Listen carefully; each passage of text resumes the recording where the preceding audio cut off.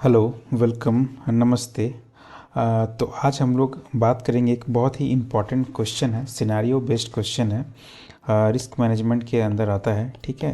Question क्या है कि कोई सा भी अगर आपका एक क्रिटिकल टीम मेंबर बोल लीजिए या फिर कोई लीड डेवलपर है, अगर वो प्रोजेक्ट अगर अचानक से आपको छोड़ देता है, ठीक है, तो इस टाइम आप क्या करेंगे? As a project manager, as a scrum master, what should be your strategy? क्या करेंगे आप? तो ये क्वेश्चन इसी के बेस पे है कि आपका प्रोजेक्ट ट्रैक में रहे। देखिए, एक बार क्वेश्चन पढ़ लीजिए। A critical team member unexpectedly leaves the project in the middle of a crucial phase. How do you mitigate the risk associated with the sudden departure and ensure the project stage on track? Okay, so ये सारे questions ना आपको definitely एक बार न एक बार तो आपके interview में पूछा ही जाएगा, चाहे किसी भी कारण से हो। तो ऐसे क्वेश्चंस में आपको क्या करना है? देखिए, एग्जैक्ट तो आंसर कुछ होता नहीं, तो आपको क्या करना है, थोड़ा सा आपको डिटेल देना है इंटरव्यूअर को जो आपसे पूछ रहे हैं, तो उनको एटलीस्ट लगे कि नहीं भाई, सामने वाला जो पर्सन है एटलीस्ट वो स्ट्रक्चर्ड है and he knows that how to behave. ऐसे नहीं कि आपको डायरेक्ट कुछ आंसर दे देना है। कभी भी अगर आप scrum master, project manager, product owner, आपको कुछ क्वेश्चंस आता है ना, तो उसको थोड़ा सा हमेशा डिटेल दीजिए instead of direct bullet points. जैसे आपसे पूछ लिया गया सेरेमनीज, तो आपने तुरंत उठा के 4 बोल दिए, तो नहीं, चारों के साथ, चारों सेरेमनीज के साथ थोड़ा थोड़ा आपको लाइन भी ऐड करना है। करेक्ट। चलिए अब इसका आंसर को देखते हैं। आंसर शुरू करने से पहले सबसे पहले थोड़ा सा आप इंट्रो दे दीजिए, काइंड ऑफ। ठीक है। देखिए, जैसे मैंने यहाँ पे लिखा है कि facing the unexpected departure of A critical team member during a crucial project face is undoubtedly A challenging situation. ये आपको बोलना है कि डेफिनेटली ये चैलेंजिंग सिचुएशन है। टू मिटिगेट द रिस्क को मिटिगेट करने के लिए with the sudden departure and ensure the project stage on track, I would implement the following steps. ठीक है, ये सारे इम्पैक्ट, तो आपको ये चीज़ें ध्यान रखने हैं। ठीक है, इसको याद रखेंगे ना तो आप आराम से ये डिफाइन कर सकते हैं। Immediate assessment. As soon as I learn about the team member's departure, I would conduct an immediate assessment to understand the impact on a project.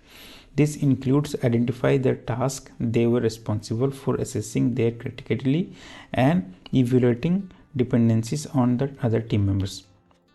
जैसे आपको पता चलता है इसका बारे में, आपको पता, आप एक बार पढ़िए, आपको भी ध्यान में आ जाएगा। जैसे आपको पता चलता है कि भाई ये बंदा जाने वाला है या फिर मेरा लीड डेवलपर जाने वाला है, तो आपको क्या करना है कि आपको देखना कि कितना इम्पैक्ट मेरा प्रोजेक्ट में पड़ेगा। ठीक है, और उसी इम्पैक्ट को देख करके आपको देखना पड़ेगा कि आप क्या क्या इस चीज़ कर सकते हैं। ये बेसिकली आपको सबसे पहले पॉइंट में क्या देखना है कि आपको एनालाइज करना है कि कितना क्रिटिकल है ये बंदा, अगर जाएगा तो मेरा प्रोजेक्ट के लिए कितना क्रिटिकल है। Right. Immediate assessment. Transition of responsibilities बहुत इंपॉर्टेंट है। तो आपको उसके बाद क्या बोलना है? आपको बोलना है कि भाई टू प्रिवेंट एनी डिस्क्रिप्शन, कुछ भी दिक्कत होने से पहले आई वुड स्विफ्टली इनिशिएट। देखिए, स्विफ्टली मतलब अचानक से कुछ नहीं करना है, सडनली नहीं करना है, स्लोली करना है। Swiftly initiate the transition of departed team members responsibilities to the other team members. किसी एक टीम मेंबर्स के दूसरी जगह पे डाल देना है। ठीक है, स्विफ्टली, धीरे धीरे। This involves redistributing tasks among the existing team members based on their skills and availability. This involves redistributing tasks among existing team members based on their skills and availability. ठीक है, आपको क्या करना है? काइंड ऑफ नॉलेज ट्रांसफ़र करना है। ए जा रहा है तो आपको बी के ऊपर डालना है। ठीक है, बी ये भी आपको देखना पड़ेगा बी कितना अवेलेबल है, बी के साथ वो स्किल सेट मैच करता है कि नहीं, वो सारा कुछ आपको ध्यान देना पड़ेगा। ठीक है, ये आप थोड़ा थोड़ा उनसे बात करेंगे इस मामले में। आइडेंटिफाई द नॉलेज गैप बहुत ज़रूरी है। Simultaneously I would identify any knowledge gaps resulting from the departure.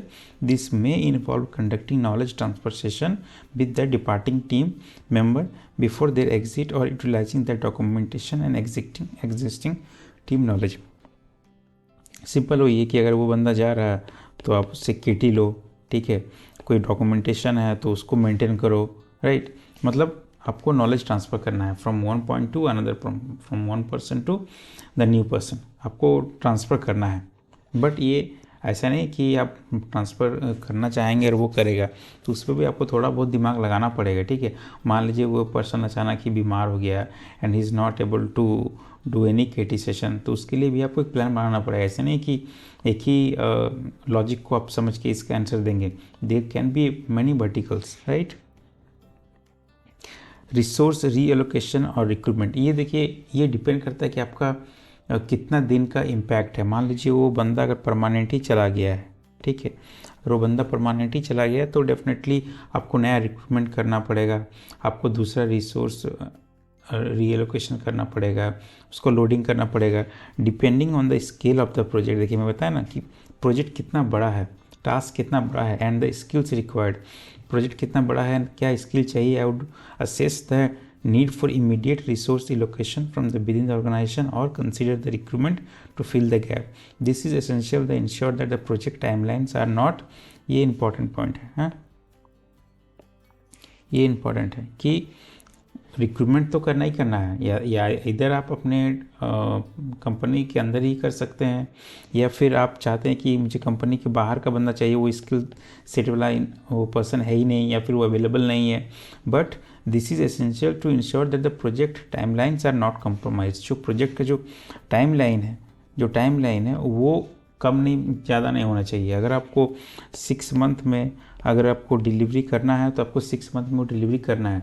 That's why you are a project manager, इसीलिए तो आप प्रोजेक्ट मैनेजर हैं कि ये सब चीज़ें आएंगी तो आप कैसे सॉल्व करेंगे। मे बी आपने कुछ बफर लिया होगा, मे बी आपने पहले ही रिस्क लिया है कि ये जो डेवलपर है इसका पहले से कुछ चल रहा हो कंपनी में, तो आपको ये पहले कुछ सब कुछ प्लान करना पड़ेगा। That's why you are project manager, right. Communication with the stakeholders, ये तो हर कोई सा भी क्वेश्चन पूछे ये वाला आप ऐड कर सकते हैं। ये तो मुझे लगता है कि कॉमन सा पॉइंट है कि स्टेक होल्डर से कम्युनिकेशन करना है। ट्रांसपेरेंट कम्युनिकेशन इज ए की। I would promptly inform stakeholders about the team member's departure, the action taken to mitigate its impact, and any potential adjustments to the project plan. Managing expectation is a crucial to maintaining the stakeholder confidence. ठीक है, वही बात है कि आपको stake holder को